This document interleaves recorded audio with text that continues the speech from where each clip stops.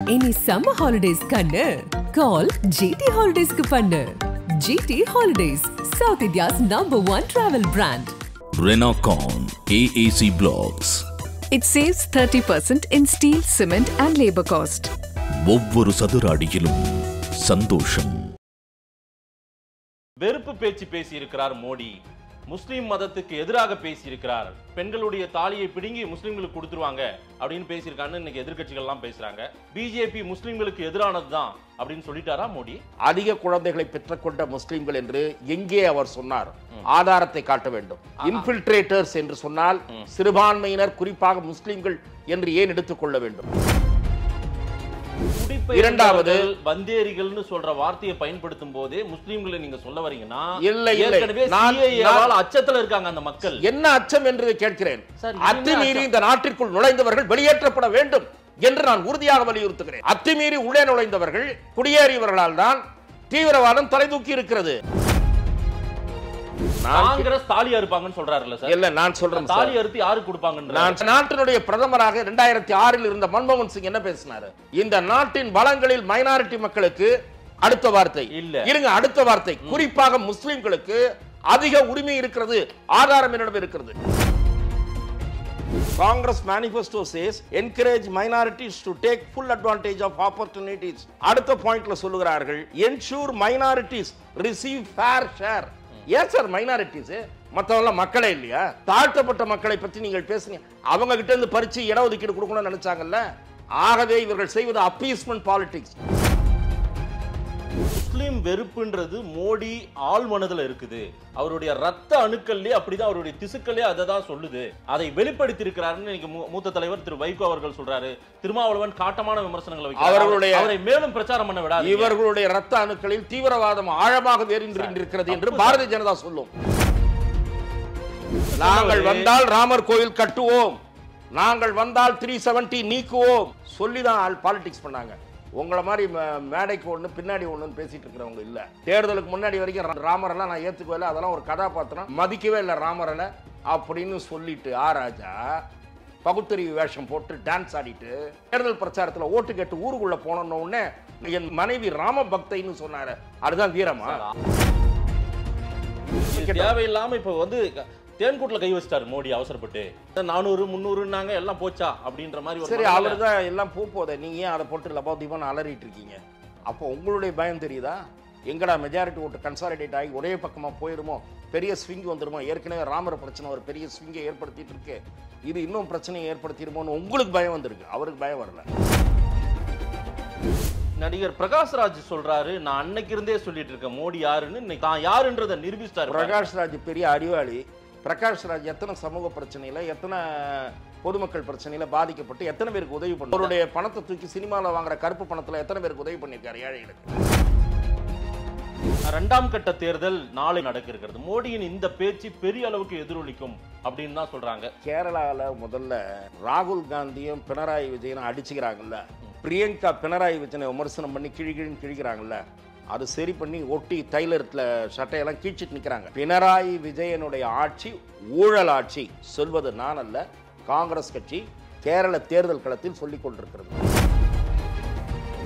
அதன் தமிழர்களுக்கு வணக்கம். பல்வேறு துறைகளில் ஆக சிறந்த ஆளுமைகளை சந்தித்து நாம் நேர்காணல் எடுத்து வருகிறோம். அந்த வகையில் மீண்டும் நம்மோடு இணைந்திருக்கிறார் மூத்த பத்திரிகையாளர் திரு துக்ளக் ரமேஷ் அவர்கள். அவரிடம் கேட்பதற்கு நிறைய இருக்கின்ற வாருங்கள், அவரிடமே கேட்போம். வணக்கம் ரமேஷ் சார். வணக்கம் மாதேஷ், எப்படி இருக்கீங்க? நலம். தேர்தல் பிரச்சாரம், மோடி பேசிய பேச்சு தான் பெரிய பேசுபொருளா இருக்கிறது. வெறுப்பு பேச்சு பேசி இருக்கிறார் மோடி. முஸ்லிம் மதத்துக்கு எதிராக பேசி இருக்கிறார். அதிக குழந்தை பெற்றுக் கொள்பவர்கள் முஸ்லிம்கள் தான் விமர்சனம் பண்றாரு. பெண்களுடைய தாலியை பிடுங்கி முஸ்லிம்களுக்கு கொடுத்துருவாங்க அப்படின்னு பேசியிருக்கான்னு இன்னைக்கு எதிர்கட்சிகள் எல்லாம் பேசுறாங்க. பல தலைவர்கள் பல விமர்சனம் வைக்கிறாங்க. அவசரப்பட்டு விட்டாரா மோடி? மீண்டும் முஸ்லிம்களுக்கு நான் எதிரிதான், பிஜேபி முஸ்லிம்களுக்கு எதிரானது தான் அப்படின்னு சொல்லிட்டாரா மோடி? இது ஒரு அபத்தமான வாதம் என்று நான் பார்க்கிறேன். வடகிழக்கிலே பாரதிய ஜனதா கட்சி பெற்ற வெற்றியாகட்டும், அதே போல பல வட மாநிலங்களிலே பாரதிய ஜனதா கட்சி அண்மையிலே பெற்ற வெற்றியாகட்டும், இவையெல்லாம் சிறுபான்மை மக்களும் சேர்ந்து வாக்களித்து பெற்ற வெற்றிதான். இன்னும் குறிப்பாக சொல்ல வேண்டும் என்றால், குஜராத்திலே திரு நரேந்திர மோடி அவர்கள் அடுத்தடுத்து திரும்ப திரும்ப முதலமைச்சராக வெற்றி பெற்றார் என்றால் அங்கே அவருக்கு எதிராக எழுப்பப்பட்ட வலுவாக கட்டமைக்கப்பட்ட அவர் சிறுபான்மையினருக்கு எதிரானவர் என்று கட்டமைக்கப்பட்ட பிரச்சாரத்தை மீறி அவர் பெற்ற வெற்றி. வடகிழக்கிலே குறிப்பாக சொல்ல வேண்டுமென்றால் கிறிஸ்துவர்கள் நிரம்ப இருக்கிற மாநிலத்தில் பிஜேபி 2 மாநிலங்களில் வெற்றி பெற்றதை நீங்கள் மறந்துவிடக்கூடாது. இது ஒரு புறம். உங்கள் கேள்வியிலேயே அவர்கள் கருத்தை ஒரு விவரம் தெரிந்த பத்திரிகையாளராக இருக்கக்கூடிய நீங்கள் உள்வாங்கி கொண்டு அதிக குழந்தைகளை பெற்றுக்கொண்ட முஸ்லிம்கள் என்று எங்கே அவர் சொன்னார்? ஆதாரத்தை காட்ட வேண்டும். இன்ஃபில்ட்ரேட்டர்ஸ் என்று சொன்னால் சிறுபான்மையினர் குறிப்பாக முஸ்லிம்கள் என்று ஏன் எடுத்துக்கொள்ள வேண்டும்? பங்களாதேஷில் இருந்து வருபவர்கள் சொல்லி அந்த ஸ்டேட்மெண்டோட தொடர்ச்சி அடுத்து முஸ்லிம்களை சொல்ல இல்ல, நான் சொல்ல வந்தது இரண்டையும் ஏன் இணைக்கிறீர்கள் என்று நான் கேட்கிறேன். அதுதான விஷயம், அதுதான சப்ஜெக்ட். இன்ஃபில்ட்ரேட்டர்ஸ் என்றால் எப்படி முஸ்லிம்களாகும்? நான் சொல்லுகிறேன், இன்ஃபில்ட்ரேட்டர்ஸ் பயனடைவார்கள் என்று சொன்னால் அதை அப்படி சொல்வதில் என்ன தவறு? இரண்டாவது வந்தேரிகள்னு சொல்ற வார்த்தையை பயன்படுத்தும் போதே முஸ்லிம்களை நீங்க சொல்ல வரீங்கன்னா அச்சத்துல இருக்காங்க அந்த மக்கள். என்ன அச்சம் என்று கேட்கிறேன். அத்துமீறி இந்த நாட்டிற்குள் நுழைந்தவர்கள் வெளியேற்றப்பட வேண்டும் என்று நான் உறுதியாக வலியுறுத்துகிறேன். அத்துமீறி உள்ளே நுழைந்தவர்கள் குடியேறியவர்களால் தான் தீவிரவாதம் தலை தூக்கி இருக்கிறது. தீவிரவாதிகள் பாகிஸ்தானில் இருந்து இங்கே இயக்குகிறார்களே, ஜம்மு காஷ்மீரில் இயக்கிக் கொண்டிருந்தார்களே, யார் இயக்கிக் கொண்டிருந்தார்கள்? ஜம்மு காஷ்மீரில் தொடர்ந்து கல்லறி சம்பவங்கள் நடைபெற்று வந்தன. அது இப்போது நின்று இருக்கிறது. ஆர்டிகல் 370 அபர்கேஷனுக்கு பிறகு அது ரத்து செய்யப்பட்ட பிறகு நின்று இருக்கிறது. பாகிஸ்தானுடைய தூண்டுதல் இல்லாமல் எப்படி இங்கே வன்முறைகள் நடந்தன? பாம்பே ரயில் நிலையத்தில் துப்பாக்கியோடு மிரட்டி கொண்டு பல பேரை சுட்டுக் கொண்டிருந்தானே அசாப், யார் அவனை இயக்கியது? சிறுபான்மை வக்காலத்து வாங்குகிறவர்கள் அதை பற்றி பேசினார்களா? சார், சிறுபான்மை அந்த முஸ்லிம் பெயர் நான் சொல்ல வருகிறேன், குற்றம் சாட்டி கொண்டே இருக்கிறார்கள் பிஜேபி. நான் மீண்டும் மூலக்கேள்வி, பல மாநில தலைவர்கள் முஸ்லிம்களை குற்றம் சாட்டுகிறார்கள். முஸ்லிம்களுடைய ஆடையை அவிழ்த்து பார்க்க வேண்டும்ன்றதும் இல்ல இல்ல இல்ல இதெல்லாம் நீங்கள் இவ்வளவு சொல்றது. அது அந்த பிரச்சனை வந்தது, சீக்கியர்களுடைய தலைப்பாகை விவகாரம் வந்தது. நான் கேட்பது, சிறுபான்மையினர் என்று சொன்னாலே இவ்வளவு பதறுகிற எதிர்க்கட்சிகள் அப்பீஸ்மென்ட் பாலிடிக்ஸ் நடத்துகிறார்கள். மோடி எதற்கு பதிலாக எப்போது இதை நினைவு கூர்ந்து சொல்லுகிறார்? தேர்தல் பிரச்சாரத்திலே காங்கிரசுக்கு பதில் சொல்லுகிறார். பதில் சொல்லுகிற போது இவர்கள் வந்தால் இதை செய்வார்கள் என்று குற்றம் சாட்டுகிறார். அந்த குற்றச்சாட்டுக்கு அடிப்படை இருக்கிறது என்கிற அடிப்படையே கட்டுறேன். நான் இஸ்லாமியரை விட்டு வெளியே வந்துறேன் சார். வெளியே வர மாட்டேன். நான் வெளியே வந்துடலாம். இல்ல இல்ல காங்கிரஸ் தாலி அறுப்பாங்கன்னு சொல்றாருல்ல சார். இல்ல, நான் சொல்றேன், தாலி அறுத்து யாருக்கு கொடுப்பாங்க? நான் சொல்றேன் அந்த கேள்விக்கு பதில் சொல்றேன். இது என்ன சார் வாதம்? இருங்க. இந்த நாட்டினுடைய பிரதமராக 2006 இருந்த மன்மோகன் சிங் என்ன பேசினாரு? என்ன சார் பேசினாரு? இந்த நாட்டின் வளங்களில் மைனாரிட்டி மக்களுக்கு, அடுத்த வார்த்தை இல்ல, இருங்க, அடுத்த வார்த்தை, குறிப்பாக முஸ்லிம்களுக்கு அதிக உரிமை இருக்கிறது, ஆதாரம் என்னிடம் இருக்கிறது. இல்ல, பல மதங்களை பல சமூகத்தை குறிப்பிட்டு அவர் சொல்லியிருக்காரு. அதுல முஸ்லிம்னு கட் பண்ணி இன்னைக்கு கட் பண்ணி இல்ல, அதெல்லாம் இல்ல, ஃபேக் எல்லாம் இல்ல. வீடியோ சார், அது ஃபேக் வீடியோவே கிடையாது. இருக்கு, ஒரிஜினல் வீடியோவே இருக்கு. இருங்க, ஃபேக் வீடியோவே கிடையாது. நான் சொல்லுகிறேன், 2006 அவர் பேசியதற்கு அடுத்த வாரம் துக்ளக் திரு சோ அவர்கள் வன்மையான கண்டனம் தெரிவித்து தலையங்கம் எழுதினார். என்ன பொருள் இதற்கு என்று கேட்டார் பிரதம அமைச்சர் பேசியதற்கு. இந்த நாட்டின் வளங்களில் மைனாரிட்டி மக்களுக்கு, குறிப்பாக முஸ்லிம் மக்களுக்கு அதிக உரிமை இருக்கிறது என்றால் எந்த வளங்களை அவர் குறிப்பிடுகிறார் என்று கேட்டார். கனிம வளங்களையா? நிலம் ஒரு வளம், லேண்ட் இஸ் a wealth. அந்த நில வளத்தையா யாருக்கு எடுத்து யார் பங்கிட்டு கொடுப்பது? இரண்டாவது, சப்சிக்வெண்டாக நடப்பதையும் பார்க்க வேண்டும். சச்சார் கமிட்டி அறிக்கை எதற்காக? இஸ்லாமிய வாக்குகளை உத்தரப்பிரதேசத்தில் வாங்குவதற்காக மன்மோகன் சிங் செய்த ஒரு நடவடிக்கை, காங்கிரஸ் செய்த நடவடிக்கை.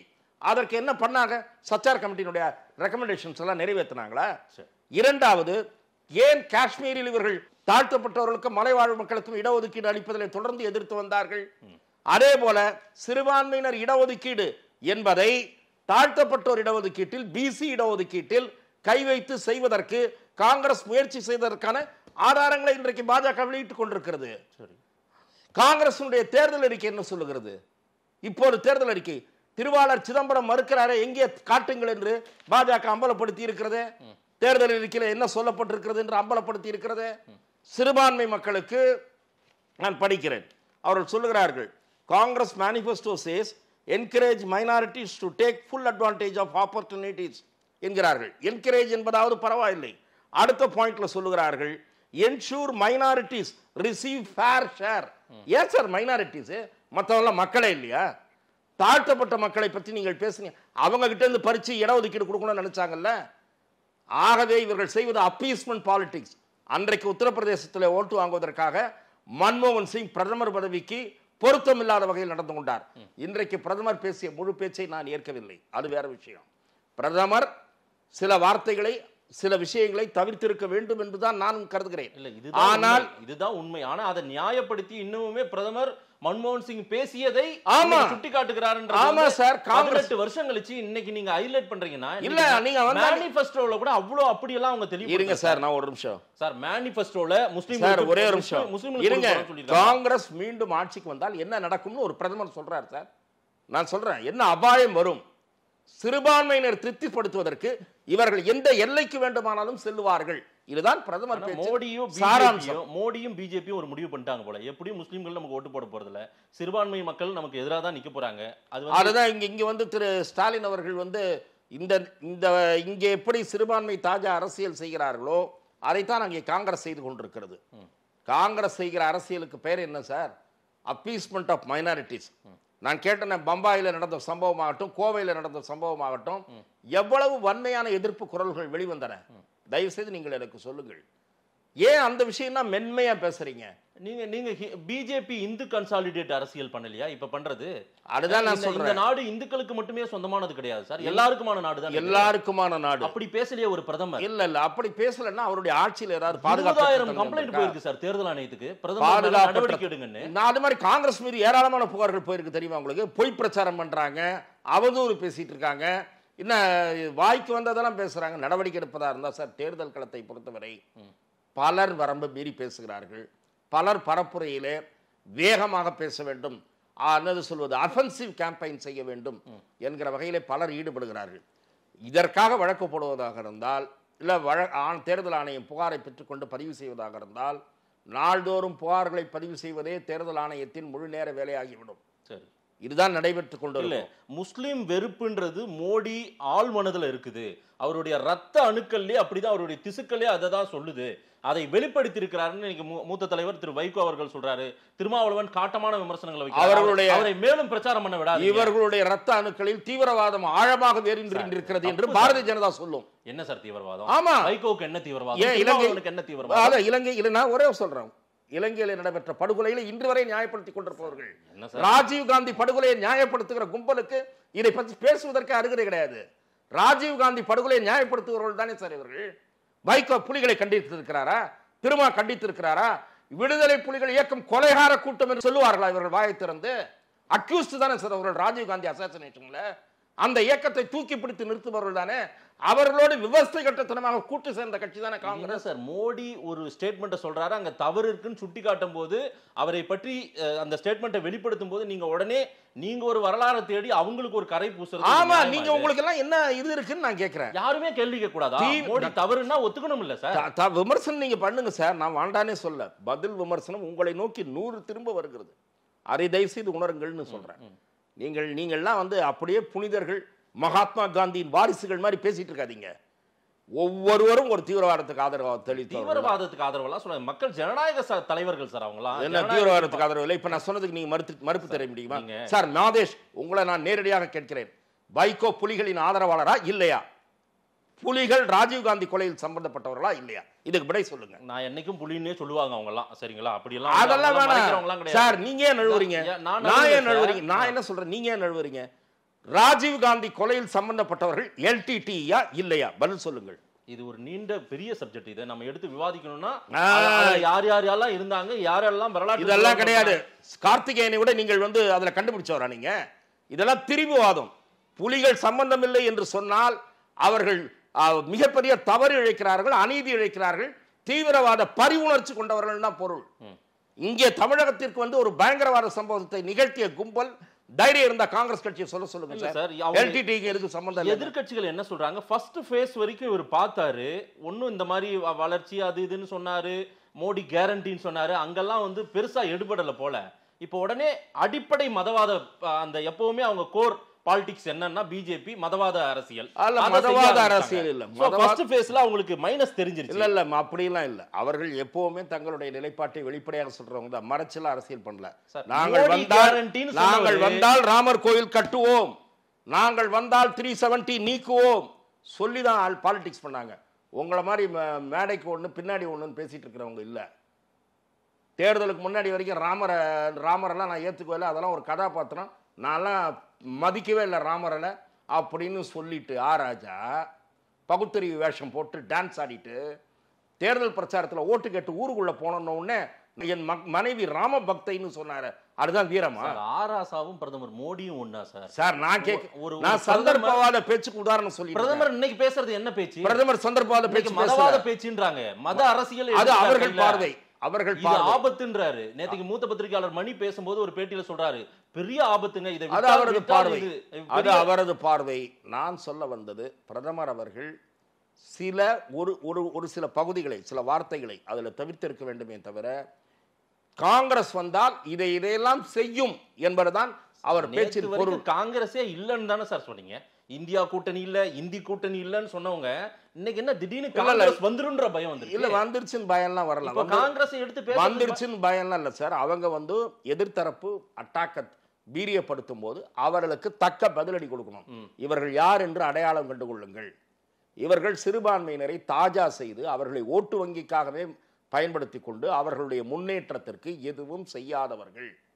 சிறுபான்மை மக்களை ஒரு வாக்கு வங்கியாகவே பயன்படுத்தி கொண்டிருக்கிற எதிர்க்கட்சிகள். இவர்கள் என்ன செய்வார்கள் வந்தால் என்றால் இதை செய்வார்கள் என்று சொல்லுகிறார். அதே சமயம் பெரும்பான்மை மக்களை எச்சரிக்கிறார். இவர்களுக்கு ஓட்டு போடுகிற அது எங்கே கொண்டு போய் நிறுத்தும் என்று சொல்லுகிறார். இவர்கள் ஓபிசி எஸ்சி எஸ்டியினுடைய இடஒதுக்கீட்டில் கை வைக்க தயங்க மாட்டார்கள். இது வெளிப்படையாக பிரதமர் சொல்கிறார். இல்லை, நாங்கள் கை வைக்க மாட்டோம் சொல்லிட்டு போங்க, நாங்கள் அதெல்லாம் பண்ண மாட்டோம், மைனாரிட்டிலாம் நாங்கள் அப்படி தூக்கி கொடுத்துட மாட்டோம் சொல்லுங்க, தைரியம் இருந்தா.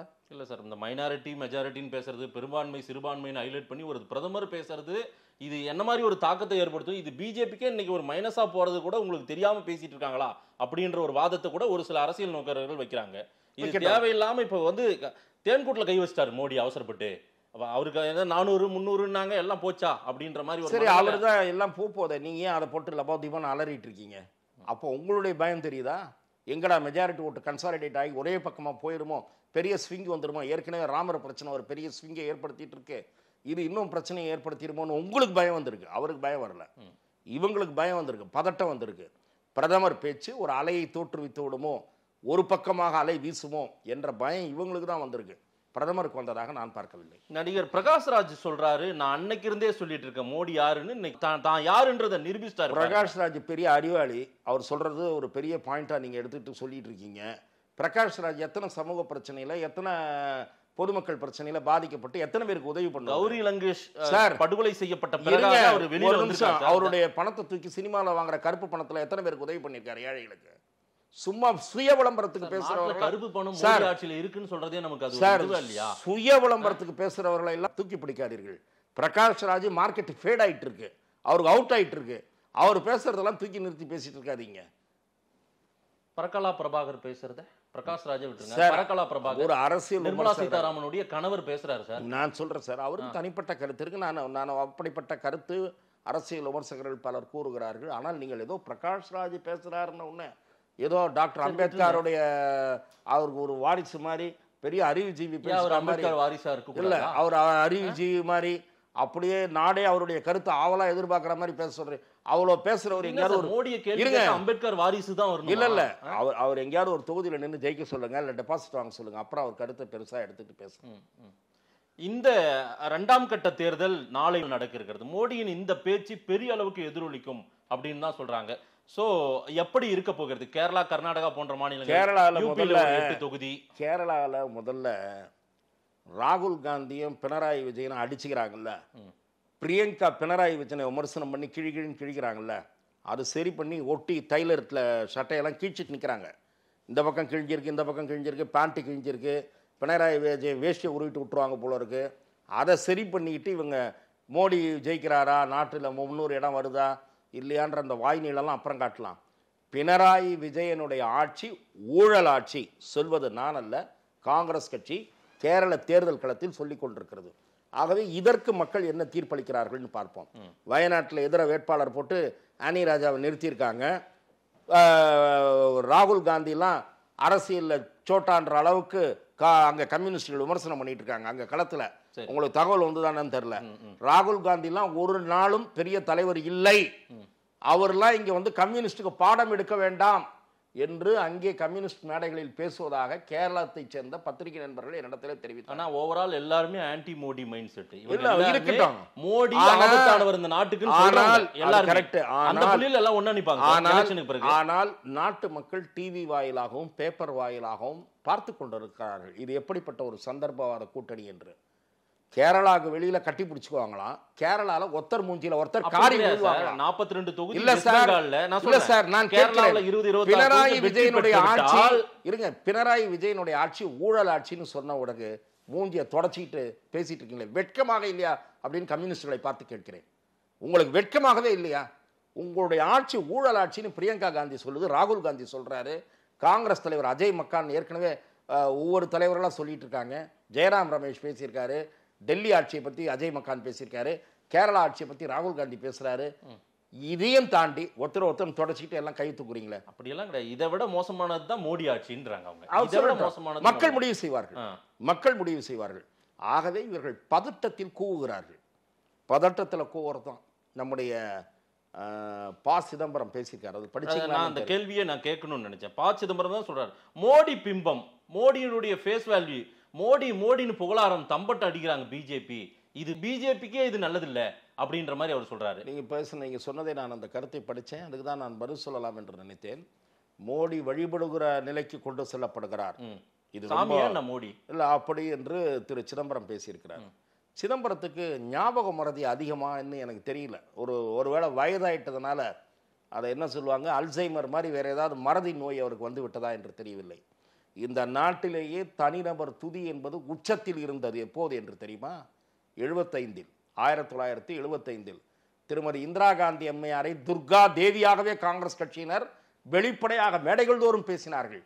அதைவிட உங்களை போன்ற இளைஞர்களுக்கு தெரிந்திருக்க வாய்ப்பில்லை, TK பருவா என்று காங்கிரஸினுடைய ஒரு மூத்த தலைவர் இருந்தார். அவர் சொன்ன வாசகம் அப்போது மிக பிரபலமான வாசகம். அவர் என்ன சொன்னார் தெரியுமா? Barooah, India is Indira, Indira is India, ஒரே வரியில் சொல்லி முடித்து விட்டார். இந்திரா தான் இந்தியா, இந்தியா தான் இந்திரா. இதை தொடர்ந்துதான் அந்த துர்காதேவி சித்திரம் காங்கிரஸாரால் தீட்டப்பட்டது.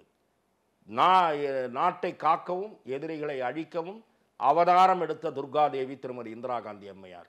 இப்படி எல்லாம் ஏத்தி ஏத்தி ஏத்தி என்ன பண்ணாங்க, அந்த அம்மா உடைய தேர்தல் செல்லாதுன்னு ஒன்று பாராளுமன்றத்தினுடைய ஆயுளை நீட்டித்து நாடாளுமன்றத்துக்கு இது பண்ணி எமர்ஜென்சி கொண்டு வந்தார். எமர்ஜென்சியில் கேட்பார் வாட்பார்லாம் கிடையாது, சகட்டு மேனிக்கு எல்லா தலைவர்களையும் சிறையில் தள்ளினார். சரி, கேள்வி முறையே கிடையாது. அது எங்க வந்து நின்னுச்சு? அசூயா அருவருப்பா இருந்ததுல அதே நிலைதான் நான் சொல்ல வந்தேன். நான் பதில முடிக்கலையே சார். அந்த மாதிரி ஏதாவது நடந்ததா? சகட்டு மேனிக்கு நடைபெறுதா? துர்காதேவின்னு சொல்றாங்களா? இன்னைக்கு மோடி இந்தியா தான் இந்திரான்றாங்களா? அப்படிதானே மோடியை புகழ் பண்றாங்க. மோடியை புகழ் பண்றாங்க. இந்தியா தான் மோடி, பாரத் தான் மோடி, அப்படின்னு யார் சொன்னா? காட்டுங்க, ஒரு வார்த்தை எடுத்து காட்டுங்க. மோடியை என்ன சொல்லுகிறார்கள்? மோடி உலக அளவில் ஒரு முக்கிய தலைவராக உயர்ந்து வருகிறார் அப்படின்றதுக்கு ஆதாரம் சொல்றாங்க. ஆஸ்திரேலிய பிரதமர் புகழ்கிறார், பிரான்ஸ் அதிபர் புகழ்கிறார் என்று உதாரணங்களை சொல்லி அவரை புகழ்கிறார். ஏன் சார் ஒரே ஒரு நிமிஷம், உள்ளூர்ல இங்க நீங்க பேசாத பேச்சா சார்? ஒண்ணும் இல்லாத ஒரு மாநிலத்துல ஒரு தலைவரா இருந்துட்டு இவங்க எல்லாம் பேசாத பேச்சா? யார் ஒண்ணும் இல்லாத மாநிலம்? நான் சொல்றது ஒரு மாநிலம் சார், ஒரு மாநிலம். சரி, 25-30 மம்தாவை விட ஒரு தலைவரா, ஸ்டாலினை விட ஒரு தலைவரா சார், பினராயை விட ஒரு தலைவரா, அரவிந்த் கெஜ்ரிவால் நீங்க மாநில தலைவர் சார், நீங்க மாநில தலைவர், அதை தாண்டி கிடையாது. ஆந்திராக்குள்ள போய் உங்களை காமிச்சு ஓட்டு வாங்க முடியும்? வடநாட்டுக்கு போறாரு இப்ப ஸ்டாலின் அவர்கள், பிரச்சாரத்துக்கு போறாரு சார். அங்க இருக்கிற பிஜேபியினர் ஆவலாக எதிர்பார்க்கிறார்கள். ஏனென்றால் இவர் பேசிவிட்டு நகர்ந்தவுடன் இன்று மாலை ஒரு பாரதிய ஜனதா தலைவர் சொன்னார், இவர் வந்தாருன்னா ரொம்ப நல்லது சார். இவர் நவுந்து வேன் இங்கேருந்து கிளம்பினோடனே இவர் பேசின மேடை இறங்கினோடனே அடுத்த நாளே நாங்கள் பேசி கூட்டம் போட்டு சொல்ல வசதியாக இருக்கும். இவருடைய புதல்வர் தான் சனாதன தர்மம் கொசு டெங்குன்னு சொன்னவர், அதை ஞாபகம் வச்சுட்டு ஓட்டு போடுங்க. இவர் கட்சி MP தான், ராமர்லாம் ஒன்றுமே கிடையாது, நான் ராமர்ன்ற ஒரு கேரக்டரையே மதிக்கவில்லை என்று பேசியவர் இவருடைய கட்சி. இன்னொருத்தர் தான் திருப்பதி ஏழுமலையானுக்கு அவ்வளோ சக்தி இருக்குன்னா எதுக்கு அங்கே துப்பாக்கி ஏந்திய காவலர் போடணும்னு இவருடைய கட்சியை சேர்ந்தவர் கேட்டார் அப்படின்னு ஒவ்வொருத்தரையாக நாங்கள் நினைவுபடுத்தி பல விஷயங்களை பேசுறதுக்கு எங்களுக்கு வசதியாக இருக்கும். ஆகவே ஸ்டாலின் வந்தார்னா ஓட்டு எங்களுக்கு வந்து நல்லா கூடும், நல்லா அமோகமாக ஓட்டு கிடைக்கும்னு சொல்கிறாங்க. இதுதான் நீ திமுகவை பற்றிய அங்கே பாரதிய ஜனதாவினருடைய பார்வை. அந்த அளவு தான் சர்ச்சைக்குரிய வகையில் இவர்கள் இங்கே பேசிக்கொண்டிருக்கிறார்கள். இங்கே சிறுபான்மையினர் ஓட்டு வாங்குவதற்காகவும் சிறுபான்மையினரை திருப்திப்படுத்துவதற்காகவும் இந்துக்களையும் இந்து மதத்தையும் இழிவுபடுத்துகிற அரசியலை இவர்கள் செய்து கொண்டிருக்கிறார்கள். இவர்கள் மோடியை வந்து தூற்றுவதற்கு தேர்தல் பிரச்சாரத்தில் 25 நாளுக்கு மேல நடந்தது. உதயநிதி எங்கேயாவது சூறாவளி பிரச்சாரம் கலைஞர் காலத்தில் பார்த்த மாதிரி இன்னைக்கு திமுக பெருமிதம் அவர்களை சொரிந்து கொள்ளுகிற கட்டுரை அது. நானும் படித்தேன். வேற யாராவது போகணும் சார், உங்க பத்திரிகையிலே நீங்க சொரிவீங்களா சார்? அது ஒரு பிரபல பத்திரிகை சார், அது திமுக பத்திரிகை ஒன்றும் கிடையாது சார். இது முரசொலியில தான் இன்னைக்கு கட்டுரை வந்து இல்ல தந்தியில வந்திருக்குது பாருங்க சார். தந்தியில திமுக பெருமிதம் முரசொலி கட்டுரை நான் உங்களுக்கு சுட்டி காட்டி கொண்டிருக்கிறேன். முரசொலியில 1000 கட்டுரை வரும் உதயநிதி. ஆனால் எதற்காக சொல்லுகிறேன் என்றால், உதயநிதி அவ்வளவு பிரச்சாரம் பண்ணார்ல, ஏன் இந்த தேர்தல் பிரச்சாரத்துல சனாதனத்தை பத்தி பேச்சே காணோம்? ஆராஜா வீரமணி மோடி மாதிரி பேச வீரமணி ஏன் கூப்பிடல இவங்க பல தொகுதிகளுக்கு? தேர்தல் நேரத்தில் அவர் கூட மாட்டாங்க, அது உங்களுக்கு தெரியுமா மாதேஷ்? வீரமணியை தேர்தல் நேரத்தில் கூட மாட்டாங்க. அவராக வாலண்டராக வண்டியில் வந்து ஏறுற மாதிரி 2 தொகுதியில் வர்றேன்னு சொல்லுவாரே தவிர 2-3 தொகுதிக்கு போனாருன்னு நினைக்கிறேன். பல தொகுதியில் எனக்கு இன்றைக்கு திமுகவில் இருக்கிற முன்னாள் அதிமுக அமைச்சர் அவர் சொன்னது, எங்கள் தொகுதிக்கு அனுப்பிடாதீங்க அப்படின்னு. அதிமுகவில் இருந்தபோது, அதிமுகவுக்கு வேண்டியவராக வீரமணி இருந்தபோது அவர் கூறியது. அப்படி இல்ல, அவங்க சிஷ்ய பிள்ளைகள் போனாங்க சார். வழக்கறிஞர் அருள்மொழியா இருக்கட்டும், அதுதாங்க மதிவதினி எல்லா கூட்டத்திலையும் போய் பேசினாங்க, அதெல்லாம் பேசியிருக்காங்க. அவர்கள் வேண்டாத விருந்தாளியாக கருதப்பட்டார்கள். இந்த தேர்தலே 40 தொகுதியிலையும் சூறாவளி போனார். அவர் வயதாகி விட்டது, அது வேற விஷயம். வேண்டான்னு நினைப்பாங்க, வந்தாருன்னா ஓட்டை கெடுத்துட்டு போயிடுவாரு, ஏதாவது நாத்திகவாதம் பகுத்தறிவாதம்னு பேசி இருக்கிற ஓட்டை கெடுத்துட்டு போயிடுவாருன்னு என்கிட்ட கமெண்ட் அடிச்சிருக்காங்க. சரி, ஆகவே தான் நான் சொல்லுகிறேன், இந்த பேச்செல்லாம் தேர்தல் நேரத்தில் இன்னைக்கு அவங்க பக்கம் ஏதோ பாசிட்டிவ் ஒரு வைப்ரேஷன் இருக்கிறதுனால தான் வட மாநிலங்களுக்கு ஸ்டாலின் போறாருன்ற தகவல் வருது. திருமாவளவன் கர்நாடகாவில் முகாமிட்டு பிரச்சாரம் பண்ண ஸ்டார்ட் பண்ணிட்டாரு. ராமரே வந்தா கூட மோடியை காப்பாற்ற முடியாது, பிஜேபியை காப்பாற்ற முடியாது, அந்த நிலைமைன்றாரு அவர். சொல்லட்டும், நான் சொல்றேன், கற்பனை கோட்டையில் இந்தி கூட்டணி தலைவர்கள் கற்பனை கோட்டையை கட்டி கொண்டிருக்கிறார்கள். அந்த கற்பனை கோட்டை ஜூன் 4ஆம் தேதி நொறுங்கிவிடும். மோடி 3வது முறையாக மீண்டும் பிரதமராவது சர்வ நிச்சயம். நம்பர்ஸ்ல மாறுபாடு இருக்கலாம். நான் பாஜக சொல்வதை நான் இப்போ இல்லை, ஆரம்பத்திலிருந்தே ஒரு 20 நாட்களுக்கு முன்பே நான் கொடுத்த நேர்காணலில் சொல்லியிருக்கிறேன். 400 என்றெல்லாம் நான் நம்பவில்லை, அதற்கு சாத்தியம் இருப்பதாக நான் நினைக்கவில்லை. ஆனால் வடபுலத்து ஊடகவியலாளர்கள் கூறுவது எனக்கு தகவல் என்ன, நான் அங்கே போய் சுச்சுவேஷனை பார்த்தேன். டெல்லி பாம்பேயில் இருக்கக்கூடிய ஜேர்னலிஸ்ட் எனக்கு சொல்லுவது மீண்டும் மோடி வருவது உறுதி என்று சொல்லுகிறார்கள். ஸோ பெரும்பான்மையை தொட்டு ஏதாவது ஒரு பழைய 300 வந்தாவே பெரிய சாதனைன்ற மாதிரி நீங்க சொல்ல வரீங்க. நான் அப்படி சொல்ல வரல. மோடி ஆட்சி வரும் வார்த்தையில் திடம் இல்லாதனால நான் திடம் இல்லைன்னு நான் சொல்லல. அந்த 400 என்பதை நான் ஏற்கவில்லைன்றது நான் தெளிவாக தான் சொல்லுகிறேன். சரி, இந்தி கூட்டணி ஆட்சி அமைக்க வாய்ப்பில்லை என்பதிலும் நான் உறுதியாக இருக்கிறேன். தமிழ்நாட்டை பொறுத்தவரையில சார், பிஜேபிக்கு என்ன மாதிரி ஒரு ரிசல்ட்டா இருக்கும் இந்த தேர்தலை பொறுத்தவரையில? இங்க வந்து வாய்ப்புகள் கூடி ஏதேனும் வெற்றி வாய்ப்பை பெறக்கூடிய நிலையில பிஜேபி மிக கடும் போட்டியை சில தொகுதிகளில் பாரதிய ஜனதா ஏற்படுத்தி இருக்கிறது. பாரதிய ஜனதா கட்சியினுடைய வாக்கு சதவீதம் குறிப்பிடத்தக்க அளவில், அதாவது ஏற்கனவே 4-5% என்றால் 3-4 மடங்கு உயர்வதற்கு வாய்ப்பு இருக்கிறது என்று நான் திடமாக நம்புகிறேன். அந்த எந்த பொசிஷன் வருவாங்கன்ற மாதிரி உங்களுக்கு அது மாதிரி அதுதான் நான் சொல்லுகிறேன். கிட்டத்தட்ட 15-16%, 3-4 மடங்கு என்றால் 15 அல்லது 16% வருவதற்கு வாய்ப்பு இருக்கிறது வாக்கு சதவீதம். வெற்றி என்பது பொறுத்திருந்துதான் பார்க்க வேண்டும். 3-4 தொகுதிகளில் பாரதிய ஜனதா கூட்டணி, பாரதிய ஜனதா மற்றும் அதன் கூட்டணி வேட்பாளர்கள் கடும் போட்டியை ஏற்படுத்தி இருக்கிறார்கள். முடிவுகளை கணிக்க இயலவில்லை என்று சில நண்பர்கள் கூறுகிறார்கள். தேர்தல் முடிந்த பிறகுதான் தெரியும். பல குளறுபடிகள் நடைபெற்றிருக்கின்றன. அதில் தேர்தல் ஆணையத்தின் மீதும் தவறு இருக்கிறது, அரசியல் கட்சிகள் மீதும் தவறு இருக்கிறது, மக்களுடைய பொறுப்பின்மையும் இந்த தேர்தலில் வெளிப்பட்டிருக்கிறது, அலட்சிய மனோபாவமும் வெளிப்பட்டிருக்கிறது. சில சீர்திருத்த நடவடிக்கைகள் தேவை என்று நான் பார்க்கிறேன். சீர்திருத்த நடவடிக்கைனா தேர்தல் ஆணையத்தின் மூலமும் நடவடிக்கை, தேர்தல் ஆணையத்தின் மூலமாக எடுக்க வேண்டிய நடவடிக்கைகள், வாக்களிப்பதை கடமையாக, பல உரிமைகளை எதிர்பார்க்கிற வாக்காளர்கள் வாக்களிப்பதை கடமையாக, அதை ஒரு வேலையாக கருத வேண்டும். ஒரே ஒரு உதாரணம் சொல்லுகிறேன். தமிழக அரசு வாக்கு போடுவதற்காக ஊழியர்களுக்கு விடுப்பளித்தது. பிறகு வாக்கு போடவில்லை என்றால் அந்த விடுப்பு கணக்கில் எடுத்துக்கொள்ளப்படாது என்று ஒரு அரசாணை பிறப்பித்தது. மிகச் சரியான அரசாணை.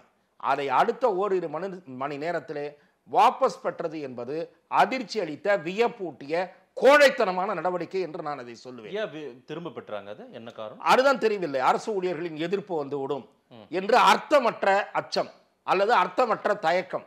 நான் சொல்லுவேன், அரசு ஊழியர்கள் ஓட்டு போடவில்லை என்றால், அந்த லீவை அனுபவிப்பதற்காக அவர்கள் ஓட்டு போடவில்லை என்றால் எதற்காக அவர்களுக்கு அந்த தேதியில் சம்பளம்? ஆபீஸுக்கு வந்து வேலை பார்க்க வேண்டும். இரண்டாவது, அடுத்த நாள் விடுப்பு இருந்திருக்க கூடாது என்பது என்னுடைய பார்வை. அடுத்த நாள் விடுப்பு இருந்ததனால்தான் இந்த வாக்குப்பதிவு சதவீதமும் குறைந்திருக்கிறது. இது ஒரு பக்கம். இரண்டாவது, நான் சொன்ன சீர்திருத்தத்தில் ஒன்று பலரால் சமூக வலைத்தளத்தில் சில பேரால் வலியுறுத்தப்பட்டிருக்கிறது. வாக்கு போடாதவர்களுக்கு அரசாங்கத்தின் சில சலுகைகள் கிடையாது என்ற கொண்டு வரப்பட வேண்டும் என்பது சட்டமாக்கப்பட வேண்டும். அப்போதுதான் பொறுப்பு வருமா என்று எனக்கு தெரியவில்லை. படித்த வாக்காளர்களே ஓட்டு போடாமல் இருந்திருப்பது வெட்கக்கேடானது. நீங்கள் வந்து நகரத்தில் இருப்பவர்கள், நீங்க ஜெயிச்சு ஒரு புண்ணியமும் இல்லை, எங்களுக்கு ஒன்றும் நடக்கலன்ற ஒரு மனோபாவத்திலும் இருக்காங்க. இல்ல, அப்படியானால் அதுவும் ஒரு இருக்கலாம். ஆனால் எப்போது அந்த மாற்றத்தை நீங்கள் உணர்த்த முடியும்? உங்கள் கோபத்தை வெளிப்படுத்துவதன் மூலம் தான் உணர்த்த முடியும். இவர்கள் செய்வது பொறுப்பற்ற தனம் என்கிறேன் நான்.